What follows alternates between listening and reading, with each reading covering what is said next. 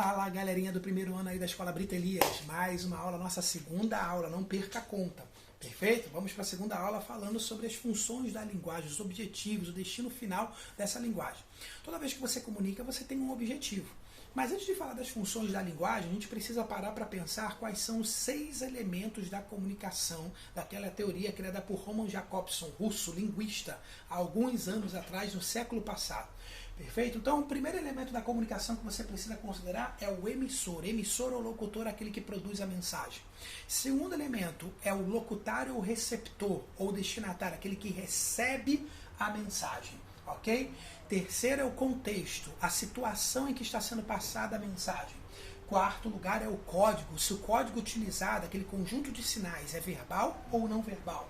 Quinto é o canal, o meio em que é passada aquela mensagem, o canal que é utilizado para se passar aquela mensagem. E o sexto elemento da comunicação é a própria mensagem, o conteúdo, o assunto em si. Então não perca de vista esses 6 elementos da comunicação, para aí a gente falar sobre a questão das funções da linguagem. Existe um 7º elemento que surgiu de uns tempos para cá chamado ruído. Ruído é tudo aquilo que é utilizado que atrapalha essa veiculação da comunicação, essa emissão da mensagem, essa produção da mensagem. O ruído não está associado apenas a barulho, pode ser qualquer coisa, qualquer item, qualquer ação que atrapalhe a passagem de uma determinada mensagem. Bom, pode ser desde um barulho, uma distração, um objeto, uma pessoa. Se está atrapalhando a emissão da mensagem, você pode classificar como ruído. Seria mais ou menos uma sétimo item das ações da comunicação, dos elementos da comunicação. Mas agora vamos falar das funções da linguagem. Perfeito? Vamos falar de cada uma delas aqui e como é que elas funcionam. A primeira função da linguagem, primeiro objetivo da linguagem é a função emotiva ou expressiva. É aquela que é centrada na emoção. Utiliza a primeira pessoa do singular ou do plural. Por exemplo, uma simples frase como eu te amo já é um exemplo de função emotiva ou expressiva, porque está utilizando a primeira pessoa do singular e está trabalhando com a questão do sentimento e da emoção. Perfeito? Então, ó, como aquela música do Roberto Carlos, cartas já não adiantam mais, turururu, quero ouvir a sua voz, vou telefonar dizendo que estou quase morrendo de saudades de você, pam pam pam pam pam pararam, pam pam pam pam pam pararam, eu te amo, olha aí, ó. Eu te amo é a função emotiva. Ó. Vou telefonar dizendo, a letra dessa música trabalha com sentimentos, com emoções, com saudade, com vontade de ver o outro. Primeira pessoa aí absurdamente sendo utilizado. Então, função emotiva ou expressiva. Segunda função é a função conativa ou apelativa. Já diz o nome, ó, não é conotativa, é conativa. Apelativa é porque faz uma apelação.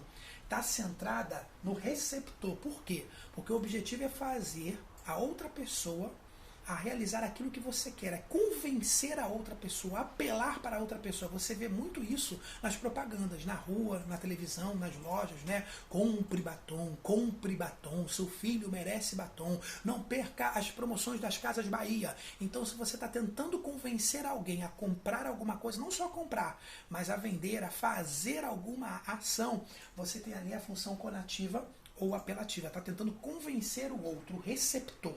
Perfeito? Temos a função referencial, que é aquela cujo objetivo é passar uma mera informação. Então, uma notícia, uma reportagem, são exemplos de funções referenciais. Tá bom? O objetivo é informar o receptor. Tranquilo? Terceira é a função metalinguística, que é centrada no código. Eu costumo dizer que a metalinguística é uma coisa explicando, né, a própria coisa.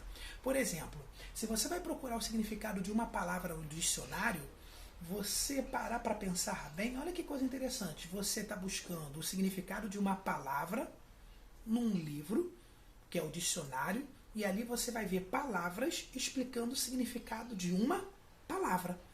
Código centrado no próprio código, uma coisa tentando explicar essa própria coisa. Isso é função metalinguística.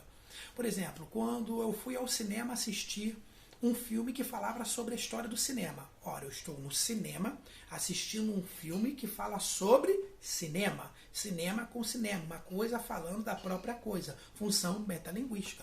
Uma vez eu li uma revista de histórias em quadrinhos, Maurício de Souza, a Turma da Mônica, né? Onde a Mônica e o Cebolinha estavam conversando, falando sobre as histórias em quadrinhos. Ué, eu estava lendo uma história em quadrinhos, vendo os personagens falando sobre as histórias em quadrinhos, uma coisa falando da própria coisa. Função metalinguística.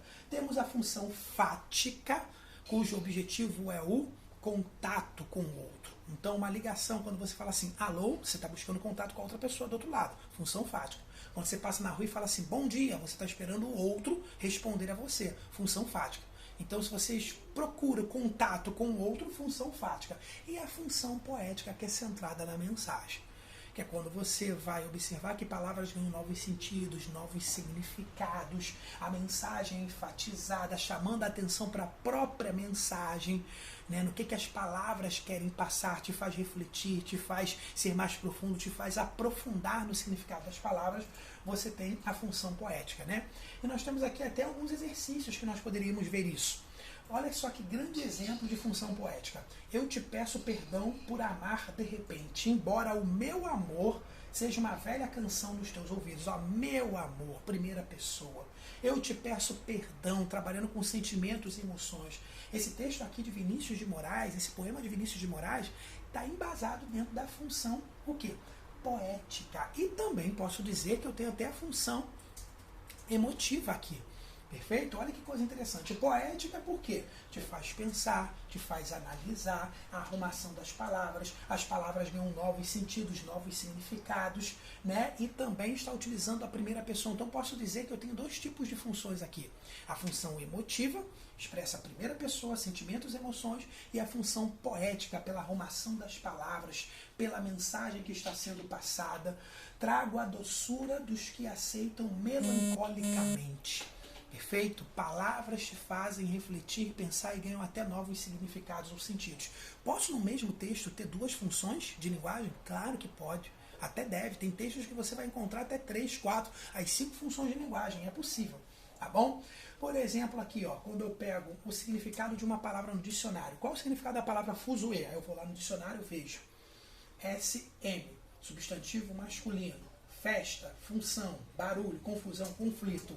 Significados de palavras no dicionário são exemplos de função metalinguística. Perfeito? Porque eu tenho palavras explicando o significado de uma palavra, como eu falei com vocês. Olha aqui, como vai, Maria? Quando você faz uma pergunta como essa, como vai, Maria? Você espera o quê? Uma resposta. Você está buscando um contato com a outra pessoa, espera a resposta da outra pessoa. Função fática. Então, apenas alguns exemplos aí para a gente poder, né, reforçar essa ideia de como classificar e de como identificar as funções de linguagem.